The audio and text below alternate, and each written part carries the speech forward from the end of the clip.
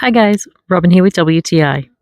After trying to get my life together and travel like an actual adult, I found this bag strap that holds your handbag in place on top of your carry-on luggage.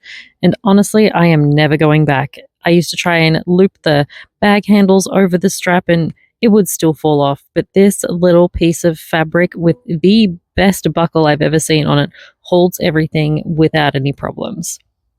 Firstly, I super love the design on the fabric. It has a little elastic here that you slip over the handles of your carry-on, and then that holds on while you support the bag by the strap and the giant clip at the front. And this is one serious buckle. I had no problems with it pulling apart or anything like that, even down to the detail of the fabric. And then they also have like a little loop so it doesn't go flapping around either.